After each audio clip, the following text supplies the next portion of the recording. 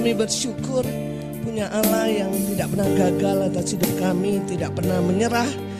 Bahkan ketika kami jatuh pun sekalipun, Kau tidak menyerah untuk membangkitkan kami, Tuhan.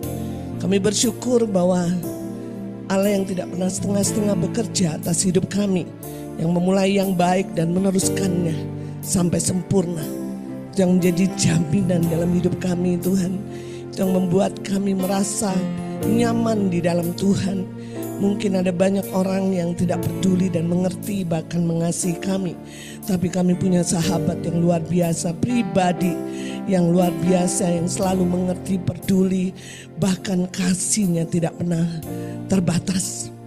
Betapa dahsyat, betapa lebar, betapa tinggi, betapa dalamnya. Bahkan tidak ada satu pun yang bisa memisahkan kasih-Mu dengan kami, Tuhan. Penderitaan apapun, kami mengucap syukur punya Bapa yang baik. Bapa yang setia, Bapa yang adil, Bapa yang tidak pernah berubah, yang konsisten, Bapa yang tidak terpengaruh oleh apapun, Bapa yang fokus terhadap hidup kami, yang rindu supaya membuat kami serupa dengan Tuhan. Bapa yang selalu mengukir nama kami di telapak tangan-Mu, Tuhan. Bahkan sampai putih rambut kami, Engkau tetap menggendong kami. Engkau tetap Tuhan yang terus mengerti, peduli. Bahkan Kau yang berkata, sekali-kali pun aku tidak pernah meninggalkan. Sekalipun kami jatuh, sekalipun kami mengalami banyak hal, Engkau tidak pernah meninggalkan kami. Kami mengucap syukur, Tuhan. Kami mengalami sesuatu yang luar biasa karena kami punya Bapa yang baik. Kami boleh menikmati kebaikan-Mu, kami menjadi ahli waris-Mu. Apa yang Kau miliki kami boleh nikmati, Tuhan. Kami terus mengerti bahwa Engkau Allah yang hidup dalam hidup kami, selalu ada, tidak pernah meninggalkan kami. Kami mengucap syukur. Terima kasih, Tuhan, terima kasih. Tidak ada alasan untuk kami tidak mengucap syukur. Karena Engkau baik, bahwasannya kasih setia-Mu kekal selamanya. Terima kasih, Tuhan, terima kasih.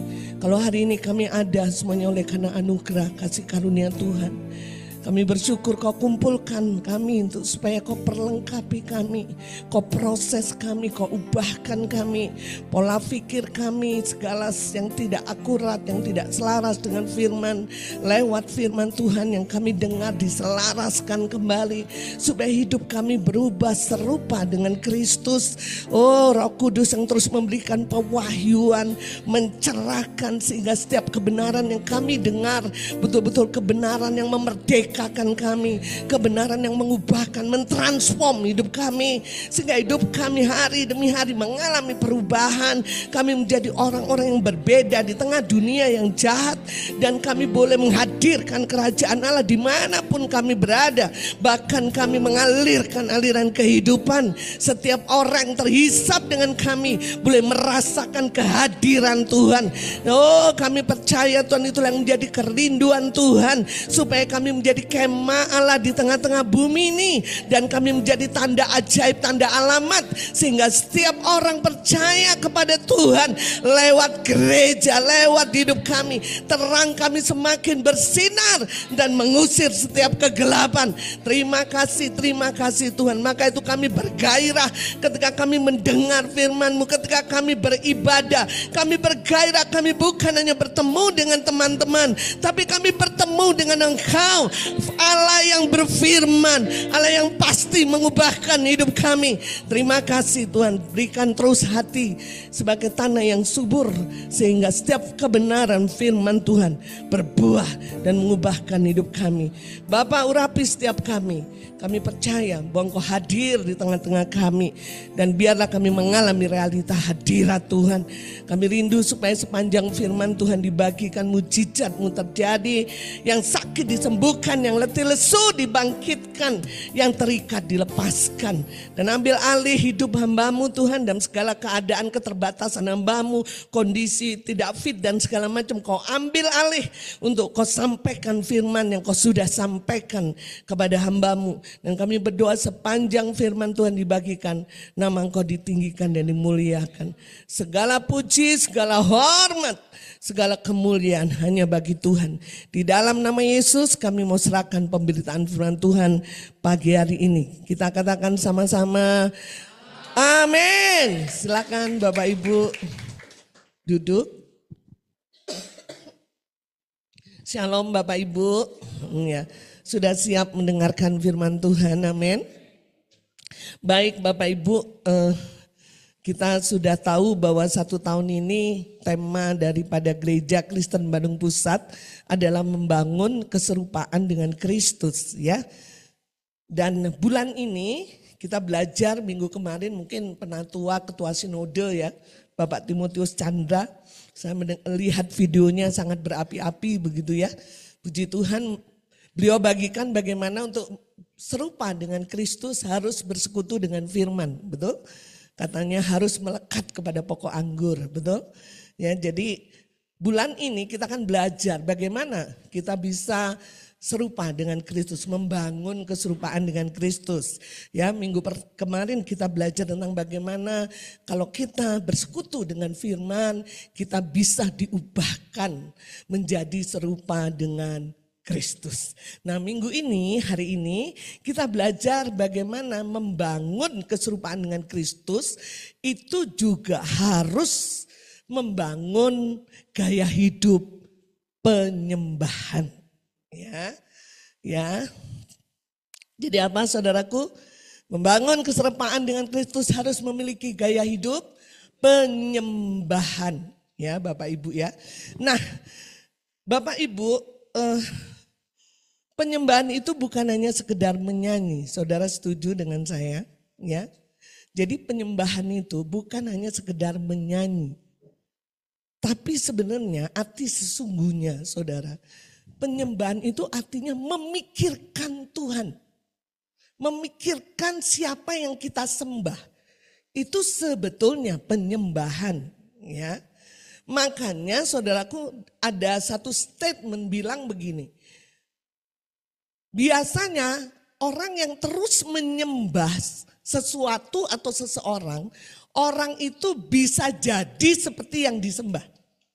Ya, ada statement yang seperti itu. Jadi kalau saya bisa sederhanakan seperti inilah saudara. Kalau saya punya idola, atau saya bisa kesaksian. Dulu saya waktu menjabat, saudara masih ingat ada anak buah saya namanya Polta, dia S2 ya. Terus kemudian dia punya kejiwaan dan kemudian dia kita titipkan ke Pak Yoram, masih ingat ya.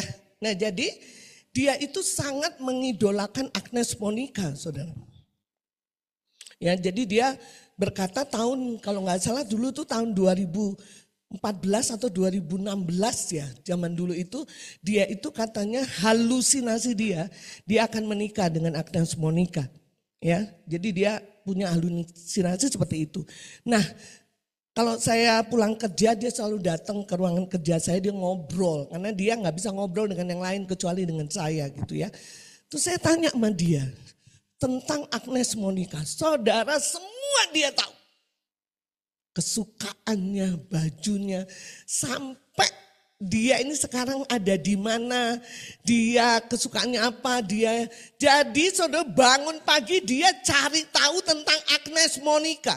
Sampai saya bilang sama dia, kamu gak ada kerjaan lain kecuali kamu cari tahu tentang Agnes Monica. Mungkin dia sudah WA-WAan dengan Agnes Monica. Dan dia bilang bahwa hidupnya semuanya itu tertuju kepada Agnes Monica. Saudara, itu penyembahan, betul? Kenapa? Karena dia memikirkan Agnes Monica. Menyembah siapa? Menyembah Agnes Monica. Dia cari tahu dia semuanya, saudara. Nah, saya mau kasih tahu bahwa saudara, penyembahan di dalam Tuhan itu bukan sekedar menyanyi, ya. Memang harus menyanyi, memang harus memuji. Tapi saya lebih tekankan bahwa bukan hanya sekedar menyanyi. Ya, tetapi apa yang kau pikirkan tentang Tuhan itulah penyembahan, betul? Kau bisa menyanyi di gereja, tapi yang kau pikirkan bukan Tuhan, betul? Itu bukan penyembahan, betul? Makanya John Piper, nama seorang teolog, saudara, dia bilang bahwa penyembahan itu adalah seluruh aktivitas hidup kita. Ya, betul. Karena bukan bicara apa yang saya nyanyikan, tapi siapa fokus hidup saya. Betul enggak saudara? Ya, jadi saya mau katakan, bukan karena saya pintar nyanyi kemudian dibilang saya pintar menyembah. Lebih dari itu. Karena bicara menyembah menurut bahasa Indonesia itu artinya menghormati Tuhan. Itu artinya meninggikan Tuhan. Itu artinya bicara yang saya pikirkan adalah tentang Tuhan. Tuhan yang bagaimana? Tuhan yang baik. Kita punya banyak definisi, betul nggak? Kalau saya tanya satu persatu, Pak Gun, Tuhan itu apa? Oh dia baik Bu. Pak Rengga, oh dia adil Bu. Oh Pak Teguh, oh dia setia, betul nggak? Itu yang kita pikirkan. Amin. Kalau setiap hari kita memikirkan Tuhan, walaupun mungkin kita tidak bernyanyi, kita sedang menyembah. Amin. Jadi penyembahan itu bicara sikap hati dan apa yang saya pikirkan. Amin. Ya. Saudara tahu Lucifer?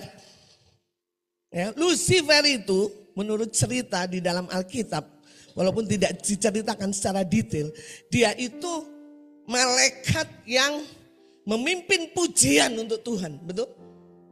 Tetapi saudara lihat, Lucifer tidak sedang menyembah Tuhan, betul?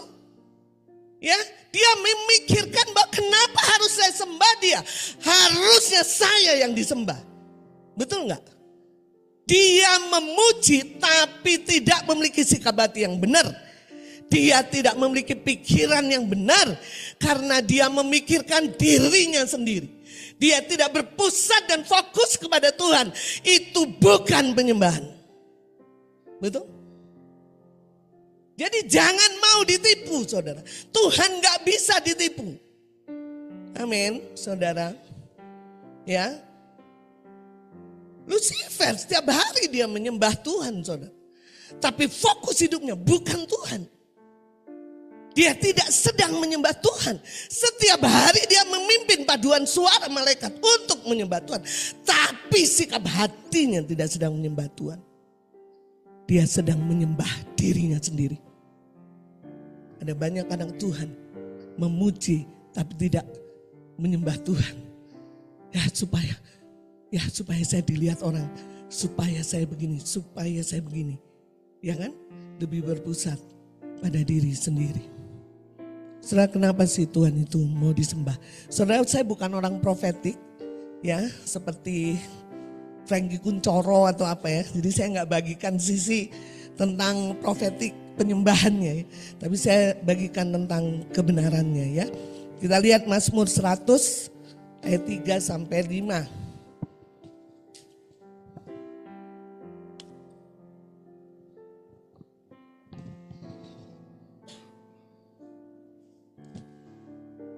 Kita baca sama-sama ya.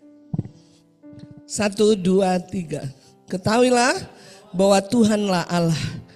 Dialah yang menjadikan kita. Punya dialah kita, umatnya dan kawanan domba gembalanya. Ayat yang keempat. Masuklah melalui pintu gerbangnya dengan nyanyian syukur. Ke dalam pelatarannya dengan puji-pujian. Bersyukurlah kepadanya dan pujilah namanya. Sebab Tuhan itu baik, kasih setianya untuk selama-lamanya. Dan kesetiaannya tetap. Kenapa kita menyembah Tuhan? Ini jawabannya. Karena punya dialah kita, betul? Ayat yang ketiga ya. Dikatakan, ketahuilah bahwa Tuhanlah Allah. Dialah yang menjadikan kita. Punya dialah kita. Makanya kita harus sembah dia. Kita buka Yohanes 4 ayat 21 dan sampai 24. Yohanes 4 ayat 21. Saya akan lebih jelaskan, lebih detail lagi kebenaran tentang penyembahan. Ini adalah cerita tentang bagaimana Tuhan Yesus ketemu perempuan Samaria di sumur ya. Yang punya suami banyak, betul ya. Ini hanya cuplikannya saja saudara. Kata Yesus kepadanya, percayalah kepadaku hai perempuan, saatnya akan tiba bahwa kamu akan menyembah Bapa bukan di gunung ini dan bukan juga di Yerusalem. Saudara, sampai di situ dulu ya. Penyembahan bukan bicara tentang tempat. Mohon maaf, agama lain tempat menjadi penting, betul? Kalau kita dikatakan bahwa penyembahan tidak bicara tentang tempat, maka kata Yesus kepadanya, percayalah kepadaku hai perempuan, saatnya akan tiba. Karena mereka percaya bahwa harus di gunung ini, harus di Yerusalem. Bahwa kamu akan menyembah Bapa bukan di gunung ini dan bukan juga di Yerusalem. Bukan masalah tempat. Selanjutnya ayat 22. Kamu menyembah apa yang tidak kamu kenal. Kami menyembah apa yang kami kenal. Sebab keselamatan datang dari bangsa Yahudi. Ayat 23. Tetapi saatnya akan datang dan sudah tiba sekarang bahwa penyembah-penyembah benar akan menyembah Bapa dalam roh dan kebenaran. Sebab Bapa menghendaki penyembah-penyembah demikian. Jadi bukan masalah tempat, tapi bagaimana kamu menyembah. Ngerti ya? Ya. Jadi kebenaran penyembahan adalah bukan masalah tempat, tapi bagaimana kamu menyembah. Kamu harus menyembah di dalam roh dan kebenaran. Kenapa? Karena Allah adalah roh. Jadi kita harus menyembah dalam roh dan kebenaran karena Tuhan menghendaki penyembah demikian. Apa artinya menyembah di dalam roh? Roh kita harus dibaru, harus lahir baru. Amin. Saya bisa katakan dengan ekstrem, orang yang belum lahir baru, dia bukan penyembah yang dikehendaki oleh Bapa. Betul? Saudara setuju nggak dengan firman ini? Dikatakan hanya menyembah Bapa dalam roh dan benar, sebab Bapa menghendaki penyembah demikian. Saya bisa menyembah dengan berhari-hari, berbulan-bulan saudara. Tapi kalau saya tidak menyembah dalam roh, bagaimana cara menyembah saya? Itu menentukan Bapa berkehendak atau tidak. Betul? Bukan masalah tempat. Ya. Saudara, di luar orang yang belum dibaharui rohnya, dia tidak akan pernah bisa menyembah Bapa. Karena harus menyembah di dalam roh dan kebenaran. Dan orang-orang sudah lahir baru, sudah dibaharui rohnya, barulah dia bisa menyembah Tuhan. Lanjut ayat 24. Allah itu roh, dan barang siapa menyembah dia harus, di sini ada kata-kata harus menyembahnya dalam roh dan kebenaran. Itu syarat. Tuhan berhak menentukan penyembahan apa yang dia kehendaki. Dan penyembahan yang dia kehendaki adalah penyembahan di dalam roh dan kebenaran. Saudara, kenapa sih ketika kita menyembah, Tuhan bisa membawa kita serupa dengan Kristus? Kan begitu ceritanya kan? Kan kalau kemarin membangun keserupaan Kristus dengan bersekutu dengan firman. Nah sekarang kita belajar bagaimana, kenapa harus memiliki gaya hidup penyembahan? Saya baru bisa serupa dengan, artinya begini, kalau orang tidak memiliki gaya hidup penyembahan yang benar, gak mungkin serupa dengan Kristus, kan begitu. Ngerti ya? Ya. Jadi kenapa saya harus memiliki gaya hidup penyembahan yang benar? Karena menyembah bisa tidak benar ya. Nah kalau sekarang saya sudah di dalam roh dan kebenaran, bagaimana saya? Apa sih yang terjadi ketika saya menyembah dengan benar? Saudara lihat, penyembahan yang benar selalu menghasilkan transformasi. Ya, penyembahan yang benar selalu menghasilkan perubahan. Betul nggak saudara ya? Buktinya apa? perempuan Samaria, saudara, ya, dia memiliki kekosongan, betul nggak? Dan dia coba isi dengan banyak suami, betul? Ya, makanya Tuhan bilang, kalau engkau minum air yang kuberikan kepadamu, engkau tidak pernah haus lagi, betul nggak? Kenapa dia haus? Karena dia minum dari air yang salah, ya. Jadi kita melihat di sini pada waktu Yesus berbicara kepada perempuan Samaria, sebenarnya saudaraku Tuhan ingin mentransform pikiran orang Samaria, perempuan Samaria yang berpusat dari dirinya sendiri itu beralih berpusat kepada Tuhan. Ya. Makanya Tuhan, suami kamu banyak ya?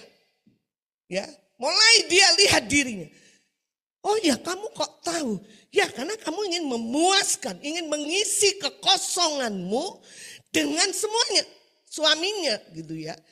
Maka Tuhan katakan, salah itu. Nah, Tuhan bawa supaya si perempuan Samaria ini kembali berpusat kepada Tuhan. Ya.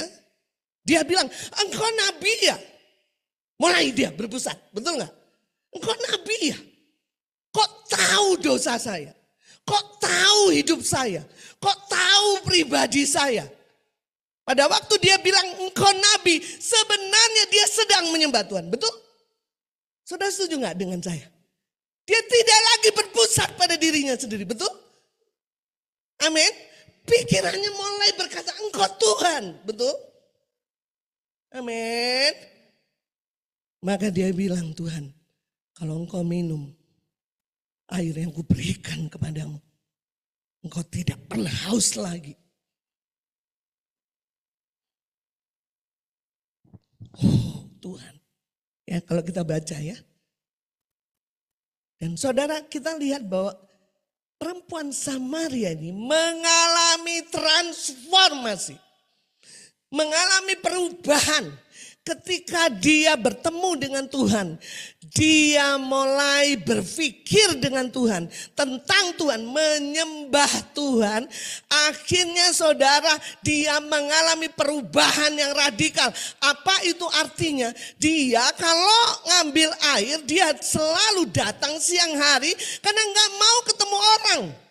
Dia sangat malu, betul nggak? Dia orang berdosa. Tapi setelah dia mengalami transformasi, mengalami penyembahan yang benar, dia tidak peduli. Dia bilang ke banyak orang, dia Tuhan. Amin. Nah saudara, penyembahan yang benar selalu mengubahkan hidup kita. Amin. Yang tadinya berpusat dengan diri sendiri. Yang tadinya ya kembali fokus kepada Tuhan. Makanya John Piper, saudara, seorang teolog bilang, seluruh aktivitas orang percaya seharusnya itu adalah penyembahan kepada Allah. Kalau kau sedang masak, tapi yang kau pikirkan Tuhan, kau sedang menyembah Tuhan, betul? Amin. Seluruh aktivitas kita menghormati Dia, meninggikan Dia, berpusat kepada Dia. Kita memikirkan Dia. Nah saudara dikatakan, sehingga kata John Piper, fokusnya adalah Allah. Fokusnya adalah Tuhan. Tapi seringkali kalau kita banyak masalah saudara, banyak pikiran, kita sulit menyembah Tuhan, betul? Betul enggak saudara? Karena pikiran ini masih penuh dengan masalah. Sulit untuk memikirkan Tuhan. Apa yang dilakukan? Kau harus menyanyi. Ngerti ya? Ya, harus memuji. Ya. Bahwa apa? Katakan ku bertahan dalam kesesakan itu gimana lagunya? Allah Immanuel pokoknya ya, saudara ya. Kau kuatkan, aku bertahan. Saudara nggak bisa hanya mikirin doang, betul nggak? Ketika kau mulai punya beban banyak, kau harus mulai memuji. Jadi pujian dan penyembahan tidak bisa dilepaskan, betul? Karena ketika kita memuji, kita sedang deklarasi, betul? Kau kuatkan aku bertahan. Ini masalahnya banyak. Saya percaya ketika kita benar-benar memuji. Makanya saudara, kalau saya memuji apapun lagunya, itu pujian untuk Tuhan. Saya nggak mau biasa-biasa. Kenapa? Karena saya sedang deklarasi. Amin. Ya, kayak tadi ya. Ku mau memujimu, ku selalu puji. Kenapa? Karena pikiran saya harus mulai diselaraskan untuk fokus sama Tuhan. Amin. Maka itu saudaraku, menyembah bukan hanya menyanyi. Amin. Jadi kalau ada banyak hal, ya, banyak hal yang kita pikirkan, masalah. Ini waktunya kau sulit untuk fokus kepada Tuhan. Kau sulit untuk memikirkan. Kau mulai apa? Memuji. Amin. Cari pujian. Ya, yang sesuai dengan pergumulanmu. Banyak sekali pujian, betul? Ya. Saya selalu saudara kadang-kadang hanya tiba-tiba Tuhan ingatkan satu pujian. Sejam saya bisa nangis hanya nyanyi pujian itu berulang-ulang. Saya bersyukur sekarang saya udah pensiun, saya keluar ke ruang doa itu bisa jam 11 saudara.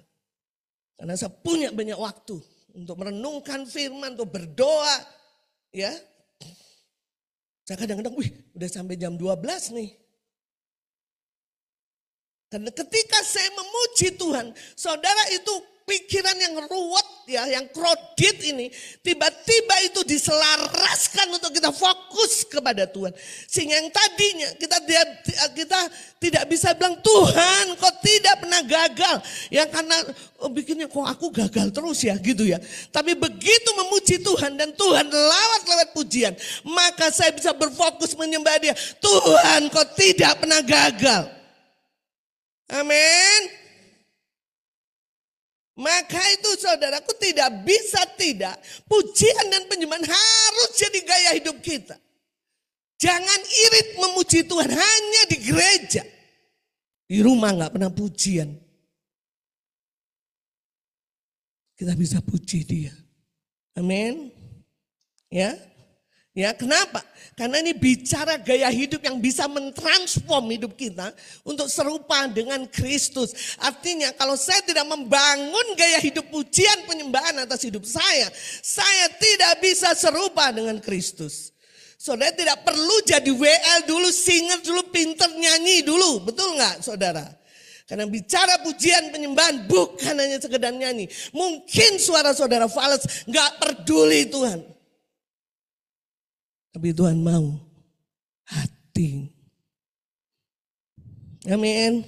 Karena pujian penyembahan bicara sikap hati. Ketika kita menyembah, memuji, Tuhan mentransform sikap hati. Yang tadinya fokus dengan masalah. Tadinya fokus dengan pergumulan yang berat. Yang tadinya fokus dengan tembok yang tebal. Tapi kembali fokus sama Tuhan. Ketika kau fokus sama Tuhan, Tuhan yang mengerjakannya. Amin. Ya, bagaimana caranya meruntuhkan itu? Puji Dia. Ya, puji Dia. Amin, saudara. Saudara lihat Maria. Tadi ada contoh ekstrim Lucifer, saudara ya. Lucifer itu tukang memuji tapi sikap hatinya tidak sedang memuji. Kita lihat contoh ekstrim yang lain Maria. Kita lihat Lukas 1 ayat yang ke-38. Kemudian Lukas 1 ayat 46 sampai 49.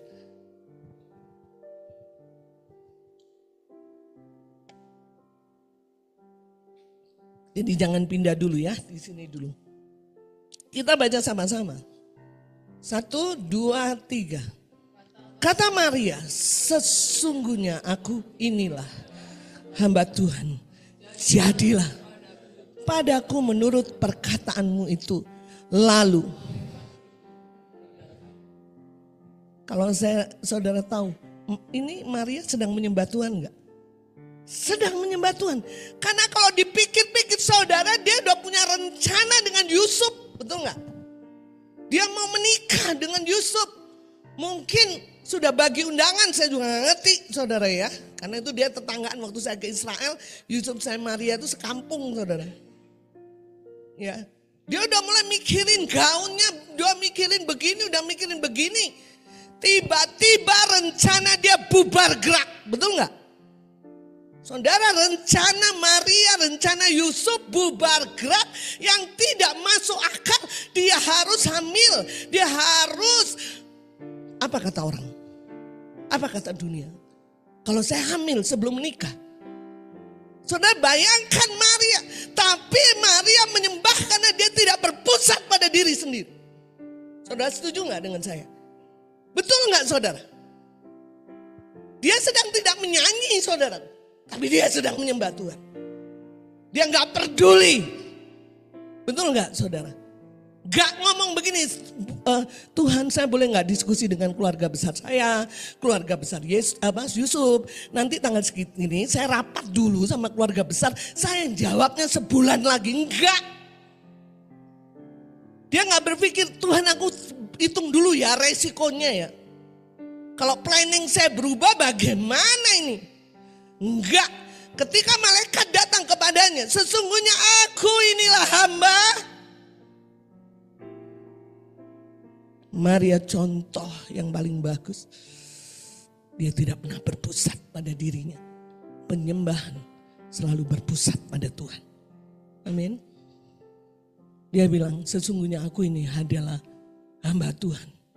Jadilah padaku menurut perkataanmu. Itu.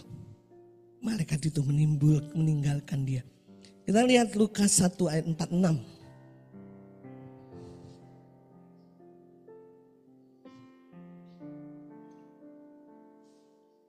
Ini adalah nyanyian Maria. Kalau saudara lihat ya di judulnya ya. Maria memuji Tuhan. Dengan apa saudara? Dengan risiko yang begitu besar. Dengan rencana yang berubah dalam hidupnya. Tapi dia memuji Tuhan. Jiwaku memuliakan Tuhan. 47. Dan hatiku bergembira. Karena Allah juru selamatku. Ayat 48. Sebab ia. Saudara lihatlah kata-katanya selalu berpusat pada Tuhan. Betul? Sebab ia telah memperhatikan kerendahan hambanya. Sesungguhnya mulai dari sekarang. Segala keturunan akan menyebut aku berbahagia. Saudara kalau kita berpusat pada diri. Gimana bahagianya? Dia pasti diomongin banyak orang. Betul gak? Dia hamil sebelum menikah. Tapi dia katakan aku berbahagia. Penyembahan mentransformasi. Amin. Ayat 49 dikatakan. Karena yang maha kuasa. Selalu fokusnya Tuhan. Kalau dipikir-pikir dia bisa ngomong gini. Tuhan berikanlah kekuatan untuk aku menanggung beban. Aku belum ngomong ini sama Yusuf, betul gak? Tapi dia bilang karena selalu Tuhan fokusnya. Karena yang maha kuasa telah melakukan perbuatan-perbuatan besar kepadaku. Dan namanya adalah Kudus. Saudara, Tuhan ingin mengendaki penyembah yang demikian. Amin. Penyembahan selalu bicara sikap hati, pikiran. Bukan hanya sekedar menyanyi. Penyembahan bicara berpusat pada Tuhan. Dan fokus kepada Tuhan. Saudara, ketika kita menyembah. Sadarilah bahwa kita sedang mematahkan segala kenyamanan.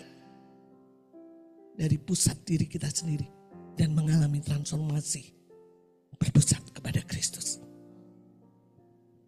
Selalu berpusatkan kenyamanan itu kan. Dan ketika kau menyembah, kau sedang mematahkan. Makanya saudara, Kalau engkau gak pernah puji sembah Tuhan, saya yakin saudara akan menjadi orang-orang egois dan mementingkan diri sendiri, betul? Karena fokusmu masih diri pribadi. Tapi ketika kau bangun gaya hidup, pujian, penyembahan, saudara, ya, saya hari-hari semakin alami, saudara, indahnya bersama dengan Tuhan. Karena saya belum kuliah, saudara. Saya udah mikir kalau saya kuliah saya nggak bisa berjam-jam seperti itu.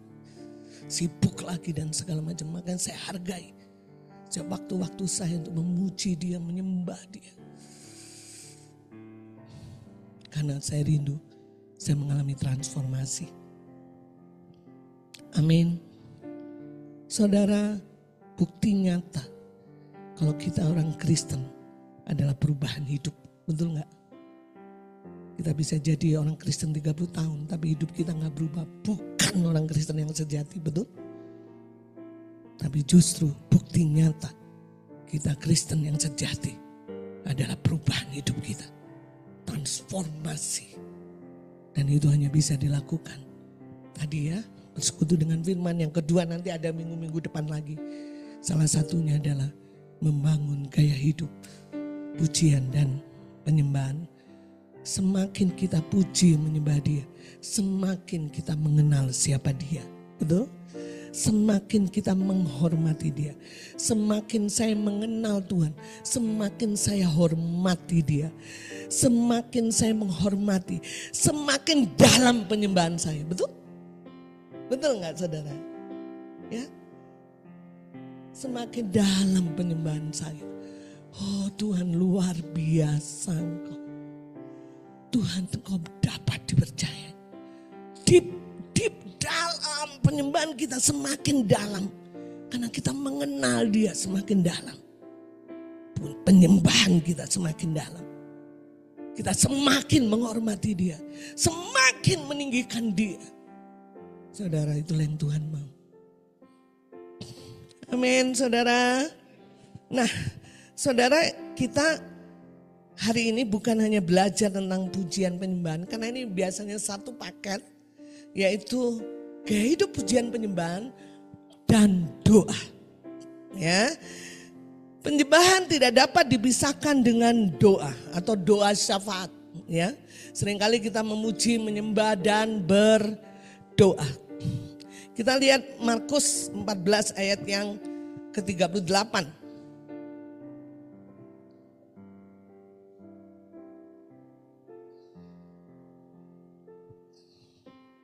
Kita baca sama-sama ya. Markus 14 ayat yang 38. 1, 2, 3. Berjaga-jagalah dan berdoalah supaya kamu jangan jatuh ke dalam pencobaan roh.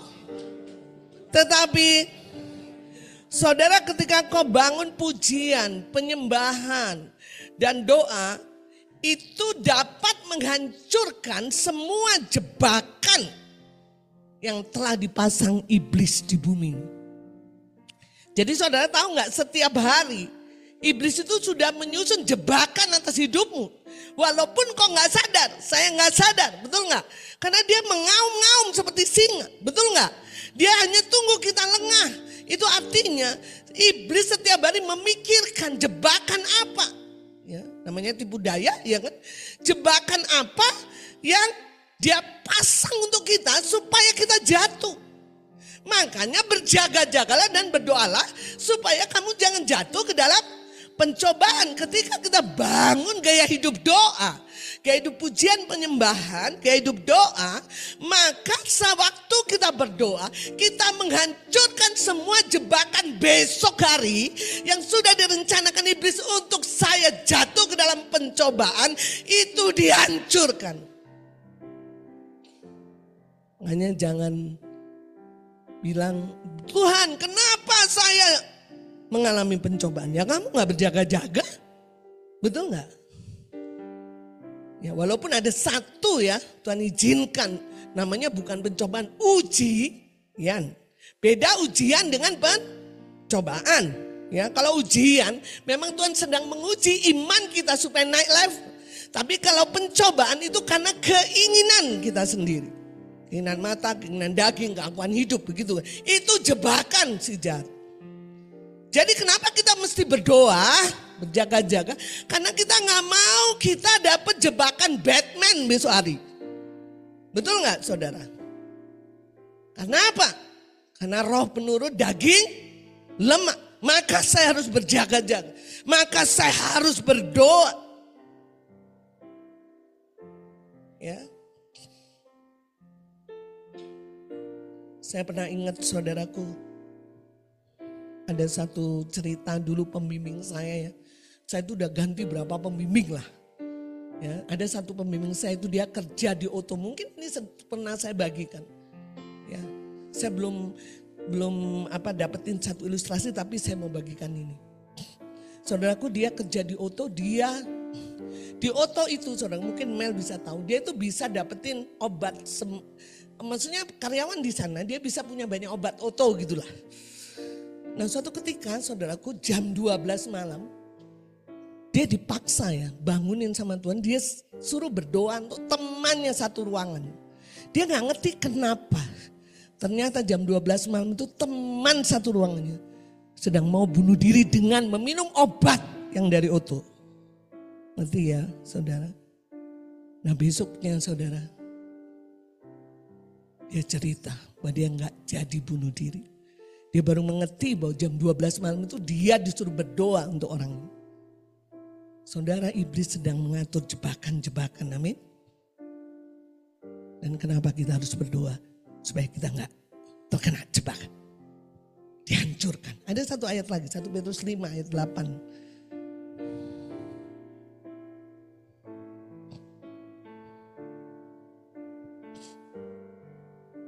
1 Petrus 5. Yuk kita sama-sama ya, ini ayat yang sering kita baca. 1, 2, 3.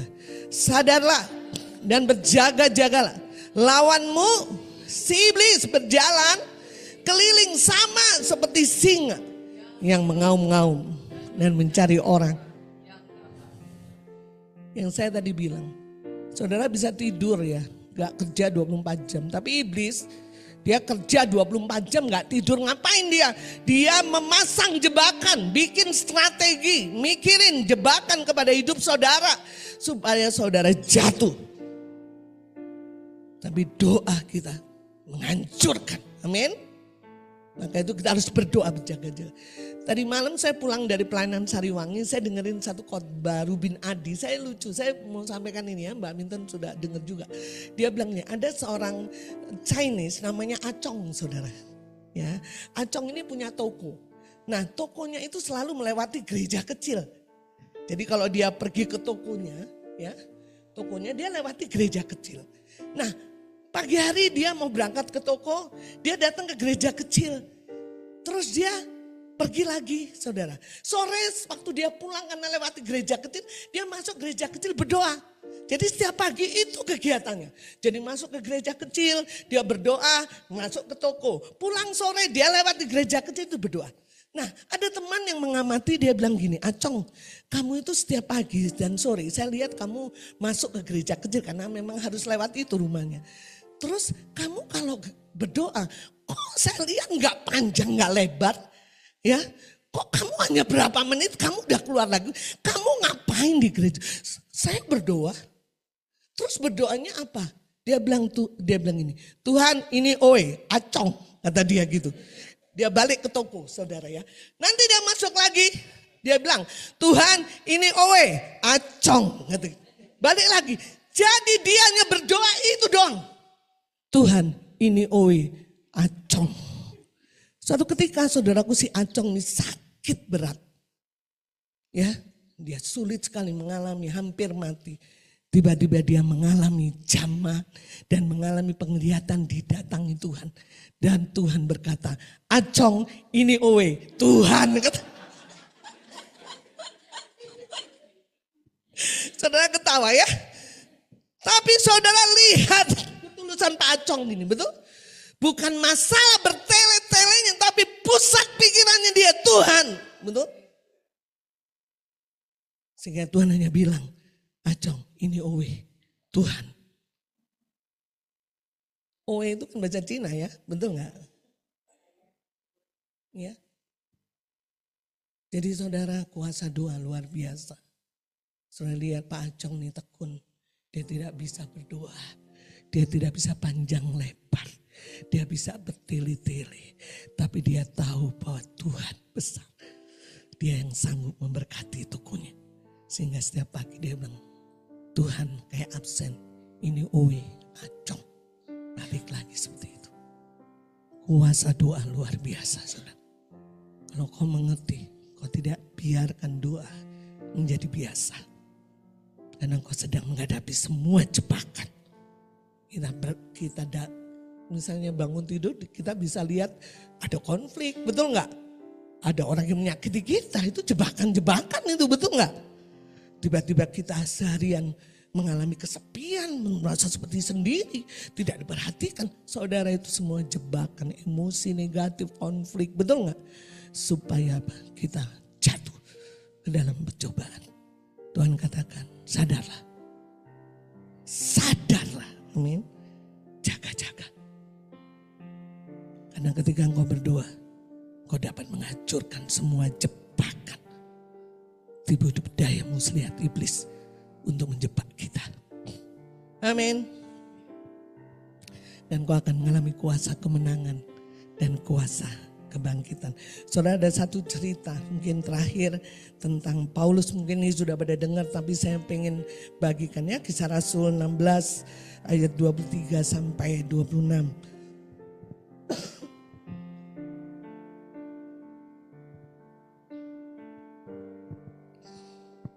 Saya akan bacakan dengan cepat. Ini cerita Paulus masuk penjara, saudara ya. Setelah mereka berkali-kali didera, mereka dilemparkan ke dalam penjara. Kepala penjara diperintahkan untuk menjaga mereka dengan sungguh-sungguh. Sesuai dengan perintah itu, kepala penjara memasukkan mereka ke ruang penjara yang paling tengah dan membelenggu kaki mereka dengan pasungan yang kuat. Saudara lihat bahwa Paulus dibelenggu, terikat, nggak bisa ngapa-ngapain, ya. Dia nggak bisa ngapa-ngapain, nggak bisa aktivitas. Ayat 25. Tetapi kira-kira tengah malam, Paulus dan Silas berdoa dan menyanyikan puji-pujian. Kita lihat doa, puji-pujian, penyembahan tidak bisa dipisahkan. Amin. Dia berdoa, menyanyikan puji-pujian kepada Allah. Berpusat kepada Tuhan. Bukan berpusat kepada penderitaan Paulus. Paulus dipasung. Dia tidak bisa memuji Tuhan. Dia bisa hanya mengeluh. Tuhan, kenapa saya harus begini? Kenapa gara-gara memberitakan Injil saya harus begini? Kenapa saya sudah menderita segala macam, kok biarkan aku masuk penjara? Saudara, enggak penuh komplain dengan Tuhan. Karena dia berpusat pada diri sendiri. Banyak kita, anak-anak Tuhan, ketika kita mengalami banyak hal, kita komplain dengan Tuhan. Tapi Paulus justru di tengah penderitaannya, dia tidak bisa mengalami apa-apa. Dia berdoa dan menyanyikan puji-pujian kepada Allah.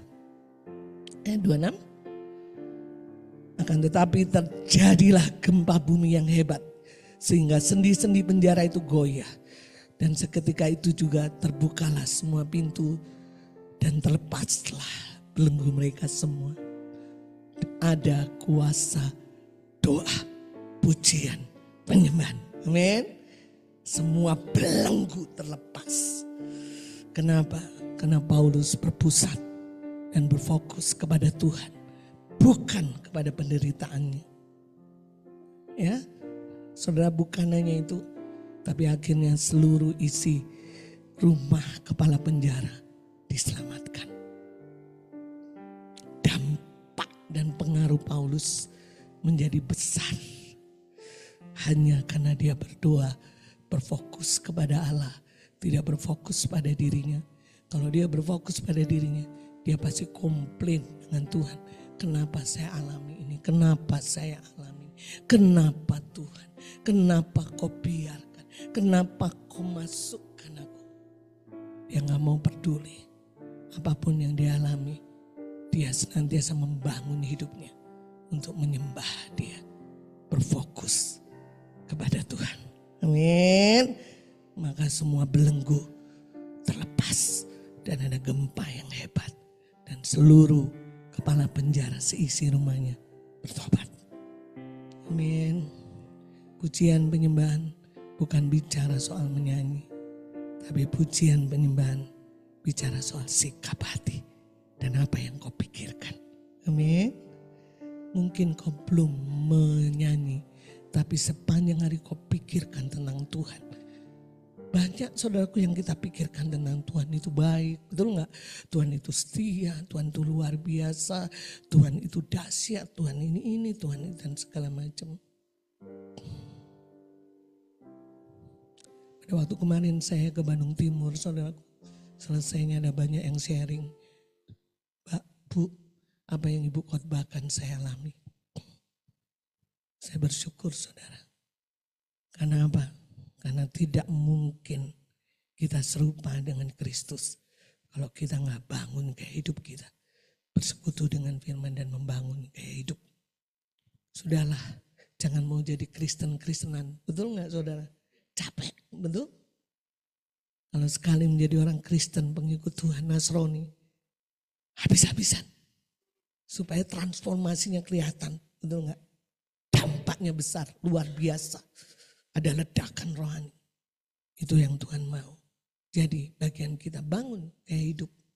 Pujian penyembahan. Peduli amat orang mau nilai apa, ekstrim. Saya bersyukurnya di Margawangi ya. Itu ya, jam 8, setengah 9, sepi banget saudara kalau ke rumah saya itu. Sepi kayak kuburan. Dan orang gak ada, saya baru setelah pensiun saya baru ngerti suasana rumah. Jadi saya mau teriak-teriak, mau apa segala macam. Orang gak peduli saudara. Saya bersyukur ya, dikondisikan sama Tuhan seperti itu. Dan percayalah saudara, ketika kita betul-betul bangun gaya hidup ini, ada transformasi. Kita lihat perempuan Samaria mengalami transformasi. Amin. Amin. Mari kita bangkit berdiri.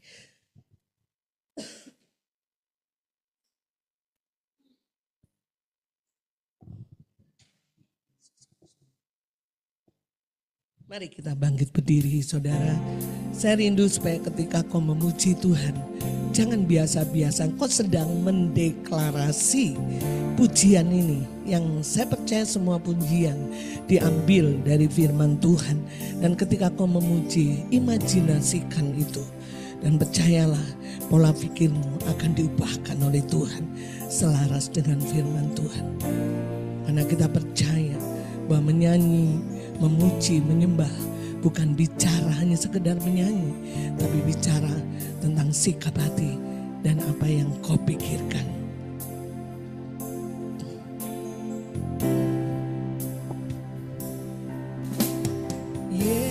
Yesus, kau sungguh baik. Yesus, namamu indah. Yesus, ku cinta kau selalu, ku tinggikan, ku agungkan selamanya. Yesus, kau sungguh baik. Yesus, kau sungguh, pikirkan dia yang baik. Yesus, namamu indah. Yesus, ku cinta kau selalu, ku tinggikan, ku agungkan selama. Angkat tanganmu, katakan aku mau memujimu. Yes, ku mau memujimu, ku mau menyembahmu, ku selalu. Amin, biarlah itu menjadi gaya hidup kami Tuhan. Amin. Semua pujian, kemuliaan hanya bagi Tuhan. Ku mau memujimu, ku mau memujimu, ku selalu pujimu, ku mau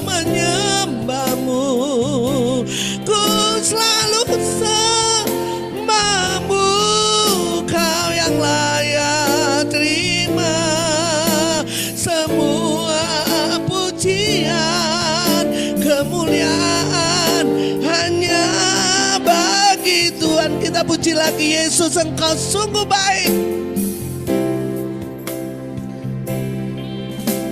Yesus, Kau sungguh baik. Yesus, namamu indah. Yesus, ku cinta Kau selalu. Ku tinggikan, ku agungkan selamanya. Yesus, Engkau sungguh baik. Kau sungguh baik. Yesus, namamu indah. Yesus, ku cinta Kau selalu. Ku tinggikan, ku agungkan selama. Ku mau memuji-Mu, ku mau memuji-Mu. Ku selalu puji-Mu, ku mau menyembah-Mu. Ku selalu sembah-Mu. Kau yang layak terima semua pujian, kemuliaan hanya. Ku mau memuji-Mu, ku mau memuji-Mu.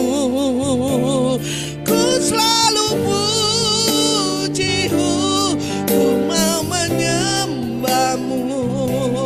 Ku selalu sembah-Mu. Kau yang layak terima semua pujian, kemuliaan hanya. Sekali lagi, oh ku mau memuji-Mu Tuhan. Ku mau memuji. Kami mau meninggikan nama-Mu. Oh, kami mau menghormati Engkau selalu dalam hidup kami. Amin.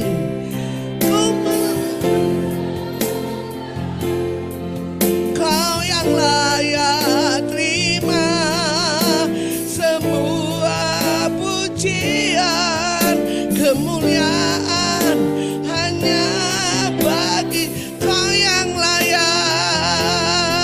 Kau yang layak terima semua pujian, kemuliaan hanya Kau yang layak.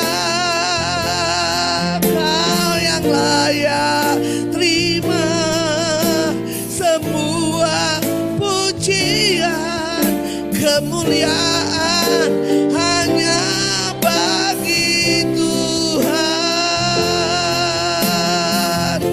Yes, kepunyaan Engkau-lah kami Tuhan, karena Engkau-lah pencipta kami. Layak kami menyembah Engkau, layak kami menghormati Engkau, layak kami meninggikan Engkau. Tuhan, kami percaya bahwa hari ini Engkau berbicara dengan jelas atas hidup kami masing-masing. Betapa pentingnya kami membangun gaya hidup penyembahan, gaya hidup doa, doa syafaat, doa puasa dalam hidup kami. Karena Engkau mengendaki kami boleh serupa dengan Engkau Tuhan. Tanpa kami bangun gaya hidup itu, kami tidak akan pernah mengalami transformasi. Oh, kami mau mengambil keputusan betapa kami harus membangun gaya hidup menyembah Tuhan, memikirkan Tuhan, berpusat kepada Tuhan. Bukan hanya sekedar menyanyi, tapi kami boleh mengalami perubahan sikap hati, merubah pikiran kami Tuhan. Biarlah seluruh aktivitas hidup kami, apapun yang kami lakukan, kami sedang menyembah Tuhan, menjadi penyembahan bagi Tuhan. Baik itu di kamar, pada waktu kami di kantor, pada waktu dimanapun kami berada, kami sedang berpusat kepada Tuhan. Kami sedang menyembah Tuhan. Kami tidak berpusat kepada diri kami. Karena kami tahu Tuhan, ketika kami menyembah Engkau, kami sedang mematahkan setiap kenyamanan, setiap keegoisan, setiap kepentingan yang berpusat dengan diri kami. Dan Engkau membawa kami berpusat kepada Tuhan. Semakin kami menyembah Tuhan, semakin kami mengenal Tuhan. Semakin kami mengenal Tuhan, semakin kami menghormati Tuhan dan meninggikan Tuhan. Semakin kami menghormati, meninggikan Tuhan, semakin dalam penyembahan kami Tuhan. Terus bawa itu terus menerus dalam hidup kami. Terus kami semakin mengenal Engkau, kami semakin menghormati Engkau, semakin meninggikan Engkau, dan semakin dalam penyembahan kami. Ajar kami untuk membangun kehidupan doa. Bukan panjang, bukan lebarnya kami berdoa. Tapi kami boleh memiliki hati yang berpusat kepada Tuhan. Karena ketika kami berdoa, kami sedang mematahkan setiap jebakan-jebakan si jahat untuk menjatuhkan kami. Untuk membuat kami jatuh ke dalam pencobaan. Dan biarlah kami selalu keluar menjadi pemenang, bahkan lebih dari pemenang. Terima kasih Tuhan, hamba-Mu berdoa supaya gaya hidup penyembahan, pujian, penyembahan dan doa tercetak dalam semua jemaat Tuhan. Dalam segala keadaan apapun, kami tidak berpusat dengan diri kami, tapi kami berpusat kepada Tuhan. Terima kasih Tuhan. Terus Roh Kudus yang tolong kami, mengingatkan kami, membawa kami masuk di dalam penyembahan yang lebih dalam, di dalam pujian yang lebih dalam, di dalam doa yang lebih dalam. Sehingga hidup kami mengalami transformasi, mengalami perubahan serupa dengan Kristus. Terima kasih, biarlah kami tidak ada yang menganggap rendah firman Tuhan. Tidak ada yang menganggap tidak berguna, supaya kami masuk dalam tempat perhentian. Sehingga hidup kami mengalami kelegaan senantiasa. Terima kasih Tuhan, terima kasih. Mari angkat tangan Bapak Ibu Saudaraku, angkat kedua belah tangan. Terimalah berkat Tuhan. Pulanglah dengan damai sejahtera. Bangunlah hidupmu dengan pujian penyembahan yang benar. Penyembahan dalam roh dan kebenaran. Karena itulah penyembah yang dikehendaki oleh Bapa. Biar Roh Kudus yang menolong engkau dalam segala pergumulan hidupmu. Bawa kepada Tuhan, puji Dia, pikirkan tentang Tuhan. Maka Tuhan yang luar biasa itu akan mengerjakan dan menyelesaikan semua pergumulanmu. Percayalah bahwa Dia adalah Tuhan yang bisa dipercayai. Percayalah bahwa Dia akan menghibur engkau ketika banyak pikiran dalam batinmu. Dia akan menghibur dan menyenangkan jiwamu. Percayalah bahwa tahun ini tidak ada hal yang buruk dalam hidupmu. Tapi tahun ini dimahkotai dengan kebaikan-kebaikan dan kebaikan, damai sejahtera dan sukacita yang melampaui segala akal. Itu yang memerintah atas hidupmu. Dan biarlah Roh Kudus yang diutus oleh Bapa yang unlimited, yang tidak pernah terbatas, itu yang menyertai kehidupan Bapak Ibu Saudara dari sekarang sampai selama-lamanya. Kita katakan sama-sama, amin.